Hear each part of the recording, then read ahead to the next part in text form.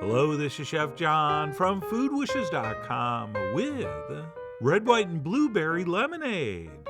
That's right, we're infusing our world-famous State Fair lemonade recipe with fresh strawberries and blueberries to create an even more beautiful, possibly more delicious drink.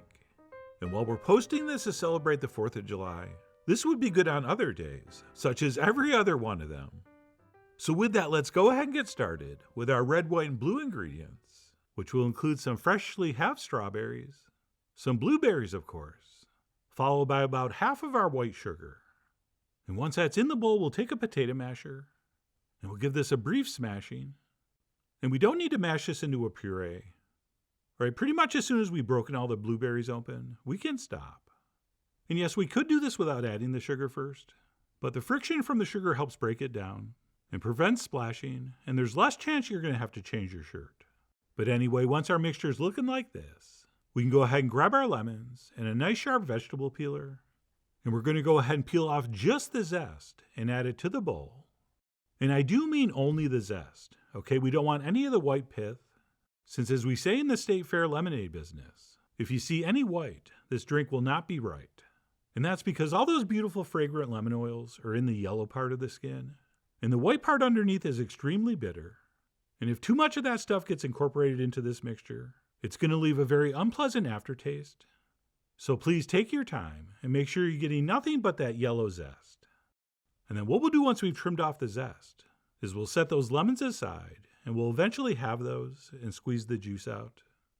But before we get to that step, let's go ahead and dump in the rest of the sugar and then give this a nice thorough mixing.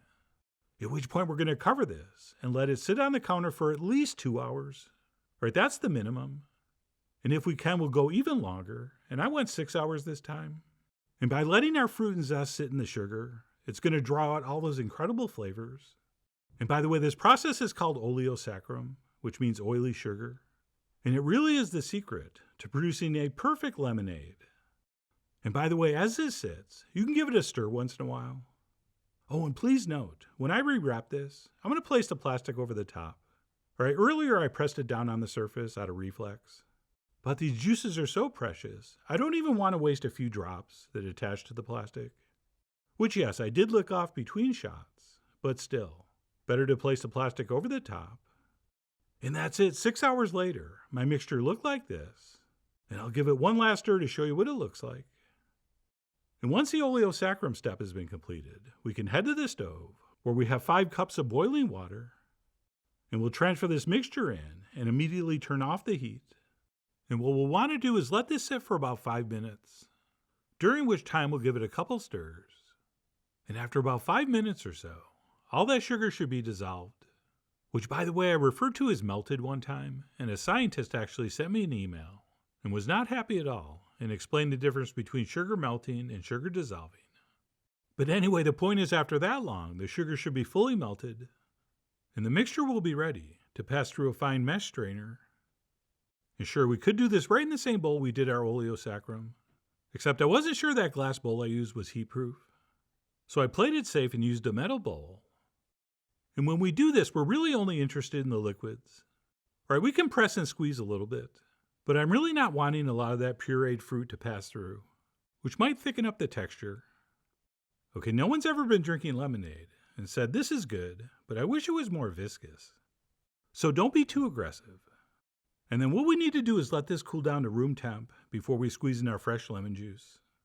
Okay, I'm not exactly sure how big of a difference it would make, but it just seems like putting fresh lemon juice in a hot liquid is going to take away some of that freshness.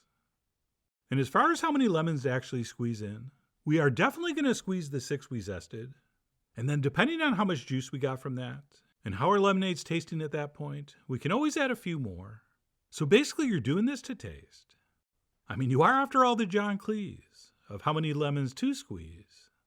And that's it. Once our fresh lemon juice has been added, and we're very, very happy with how this tastes, we will carefully transfer that into some kind of pitcher or other pourable container. And yes, I'm using a ladle, because every time I try to pour from a bowl, it spills everywhere. And trust me, as I mentioned earlier, you don't even want to waste one drop of this stuff.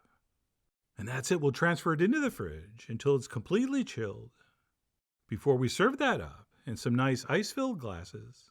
And I'm going to go ahead and pour 2, one for me and one for Michelle. And maybe we'll garnish that with a little extra fruit, just to kind of remind people what they're about to enjoy. And that, my friends, really is an incredible lemonade. All right, as much as I love our original State Fair lemonade recipe, I have to say, I might actually like this one better. Right, we get that little bit of extra sweetness and tartness from the berries, which for very obvious reasons work very nicely with the lemon. And of course, never underestimate the power of color to affect someone's perception of what they're drinking or eating, which is why when they do blind taste tests and they have the exact same lemonade, and they put a few drops of food coloring in one and call it pink lemonade, that is the one that wins the taste test every time. And I know they're popular in the magazine shoots and your assorted high-end food blogs, but I don't think you should ever use a straw for lemonade. Right, first of all, you're going to drink it too fast. And one of the best parts of the experience is that ice on lip contact, which is way more refreshing and bracing. So if there was ever a beverage that should be sipped, it's this one. Of course, having said that, drink it any way you want, as long as you promise to make and drink it somehow. Since I promise this will be one of the most delicious lemonades you've ever had, and I really do hope you give it a try soon. So please follow the links below for the ingredient amounts, a printable written recipe and munch bar info as usual. And as always, enjoy.